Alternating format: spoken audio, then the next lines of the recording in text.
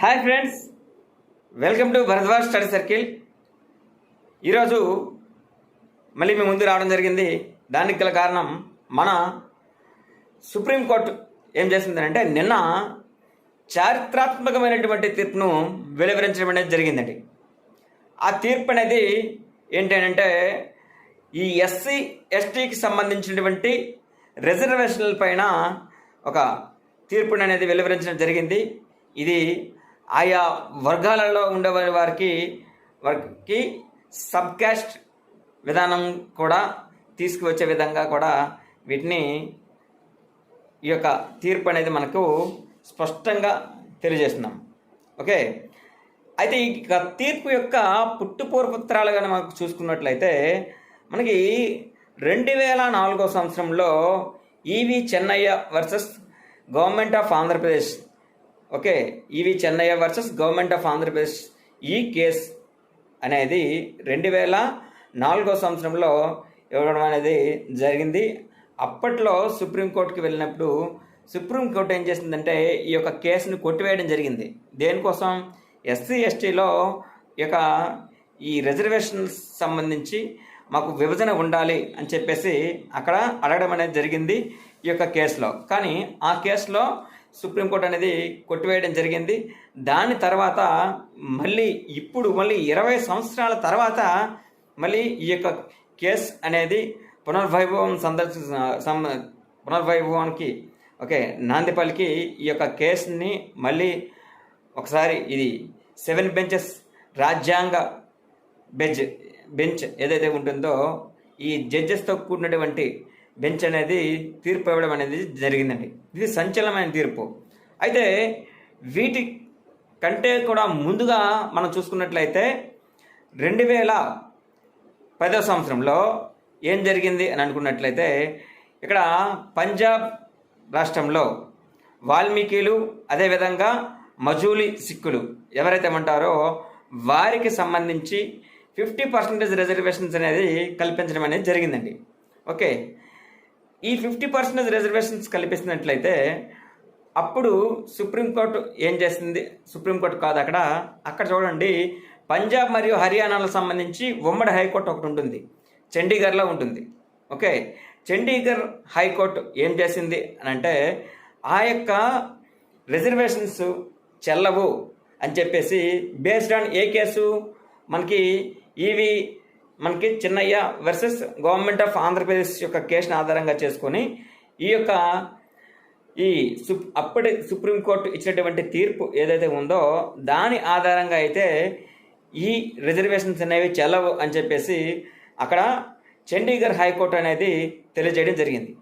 Okay, అయితే మళ్ళీ వీరేం చేశారు? మనకి ఇక్కడ ఈ పంజాబ్ మరియు హర్యానా గవర్నమెంట్ వారు ఏం చేశారంటే మళ్ళీ ఇక్కడ సుప్రీంకోర్టులో వీరు వారి యొక్క కేసుని వేయడం అనేది జరిగిందండి. ఓకే, ఎప్పుడు?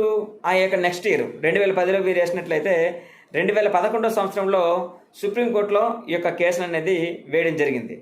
ఓకే, అప్పుడు మళ్ళీ సుప్రీంకోర్టులో 2011 సంవత్సరంలో చూసుకున్నట్లయితే ఈ తీర్పు అనేది సుప్రీంకోర్టులో కూడా ఇక్కడ సవాల్ చేయడం జరిగింది. వారు సవాల్ చేసుకుంటూ వచ్చారు.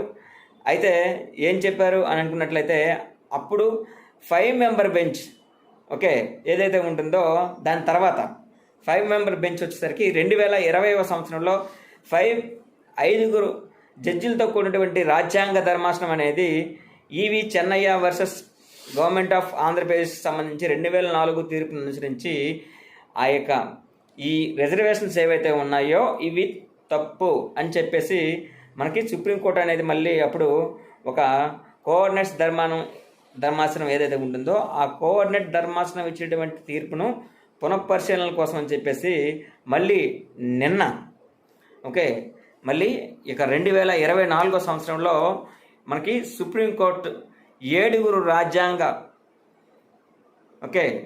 ధర్మాసనం చే ఈ యొక్క చారిత్రాత్మకమైనటువంటి తీర్పును వెలువరించడం అనేది జరిగింది. ఈ చారిత్రాత్మకమైనటువంటి తీర్పులో ప్రధానంగా 7 ఉన్నారు. ఈ తీర్పు అనేది మనకి 6:1 నేతృత్వంలో మనకి ఈ యొక్క తీర్పు వెలువరించడం జరిగింది. అంటే 6 అంటే 6 జడ్జెస్ ఎవరైతే ఉంటారో ఈ యొక్క సుప్రీంకోర్టు సంబంధించి 6 జడ్జెస్ అనేవారు ఈ యొక్క కేసు సంబంధించి పాజిటివ్గా డెసిషన్ ఇస్తే ఒకరు మాత్రం ఈ వీటికి నెగిటివ్గా వారి యొక్క డెసిషన్స్ అనేది ప్రకటించడం జరిగింది. ఆవిడే ఇక్కడ బేలా ఎం త్రివేది గారు. చాలా ఇంపార్టెంట్ అండి. ఈ సుప్రీంకోర్టు ఇచ్చేటువంటి 7 మెంబర్ బెంచ్లో సుప్రీంకోర్టు యొక్క ఎస్సీ ఎస్టీ ఈ యొక్క రిజర్వేషన్స్పై ఇచ్చినటువంటి తీర్పు సంబంధించి సుప్రీంకోర్టులో రాజ్యాంగ ధర్మాసనంలో లేనివారు ఎవరు, లేకపోతే ఉన్నవారు ఎవరు, ఓకే అని చెప్పేసి మీకు ఉండేటటువంటి మొత్తం 31 మంది కూడా జడ్జెస్ లిస్ట్లో వీళ్ళని కూడా ఇంక్లూడ్ చేసి మనకి ఇక పారాగ్రాఫ్ 4 యొక్క ఈ 4 ఒక సెంటెన్స్ ఇచ్చేసి మళ్ళీ దాని కింద 4 ఆన్సర్లు అనేది ఇవ్వడం జరుగుతుంది. కాబట్టి అటువంటి వాటికి మనం ఇండియన్ పాలిటీలో మనకి చూసుకోండి చాలా ఇంపార్టెంట్. అదేవిధంగా ఇది మీకు కానిస్టేబుల్ ఎగ్జామ్స్కి మరియు ఇంకా ఆల్ కాంపిటేటివ్ ఎగ్జామ్స్కి కూడా మీకు బాగా సహకరిస్తుంది. కాబట్టి ఇప్పుడు ప్లస్గా చెప్పేటువంటి జడ్జెస్ ఎవరెవరు చూసుకున్నట్లయితే మనకి ప్రధానంగా మన సుప్రీంకోర్టు చీఫ్ జస్టిస్ అయినటువంటి డివై చంద్రచూడ్ గారు ఉన్నారు అందులో. అదేవిధంగా జస్టిస్ బిఆర్ గవాయ్ గారు, తర్వాత విక్రమ్ రావు గారు, పంకజ్ మిఠల్ గారు, అదేవిధంగా మనోజ్ మిశ్రా గారు, సతీష్ చంద్ర గారు. ఈ 6 అనేవారు వీటికి ప్లస్గా తెలపడం అనేది ఈ యొక్క కేసుకి సంబంధించి ఈ యొక్క తీర్పుకి సంబంధించి ప్లస్గా వారి యొక్క సూచనలు ఇవ్వడం జరిగింది. ఓకే, అదేవిధంగా నెగిటివ్గా ఎవరిచ్చారంటే బేలాయం త్రివేది గారు. ఆవిడ నెగిటివ్గా ఇవ్వడం అనేది జరిగిందండి. అయితే మనం జనరల్ కాన్సెప్ట్ ఆఫ్ వ్యూలో చూసుకున్నట్లయితే మనకి ఇక్కడ ప్రధానంగా రాజ్యాంగంలో 2 ఆర్టికల్ని గుర్తుపెట్టుకోవాలి. ఆర్టికల్ 14 చట్టం ముందు అందరూ కూడా సమానులే, ఓకే అది. ఇంకొకటి ఆర్టికల్ 341. ఈ యొక్క ఆర్టికల్ 341 విఘాతం కలుగుతుందని చెప్పేసి 2004 సంవత్సరంలో ఎప్పుడైతే మనకి ఈ E V Chennaiah versus government of Andhra Pradesh case ఉందో ఆ కేసులోనే తెలియజేయడం జరిగింది అనమాట. ఓకే, ఇది విరుద్ధం అని చెప్పేసి. అది 341 ఏంటి అంటే ఏదైనా రాష్ట్రంలో కానీ లేకపోతే కేంద్రపాలిత ప్రాంతాల్లో కానీ ఏవైతే కులాలు ఉంటాయో ఆ కులాలను షెడ్యూల్ క్యాస్ట్లో కానీ షెడ్యూల్ ట్రైబ్స్లో కానీ చేర్చినప్పుడు అది రాష్ట్రపతి ఆమోదంతో మాత్రమే అది అవుతుంది అని చెప్పేసి మనకి ఈ యొక్క 341 అనేది తెలియజేస్తూ ఉంటుందండి. ఓకే, ఇది మనకి కేసు యొక్క పుట్టుపూర్వోత్తరాలు. అయితే ఈ యొక్క కేసు మనకి ఇప్పుడు ఇది చారిత్రాత్మక తీర్పు అండి. ఇది అందరూ కూడా యాక్సెప్ట్ చేశారు, ఇదంతా కూడా బాగుంది. కానీ ఇది ఎందుకు అనుకున్నట్లయితే ఎవరైతే ఎస్సీ ఎస్టీల్లో ఉండేవంటి వారు ఎవరైతే ఉన్నారో అందులో కూడా నిమ్న వర్గాల వారు ఉంటారు.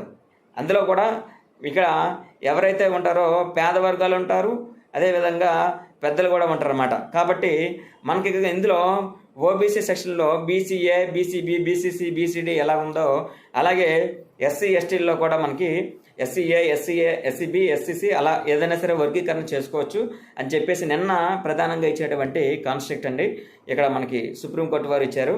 కాబట్టి ఈ యొక్క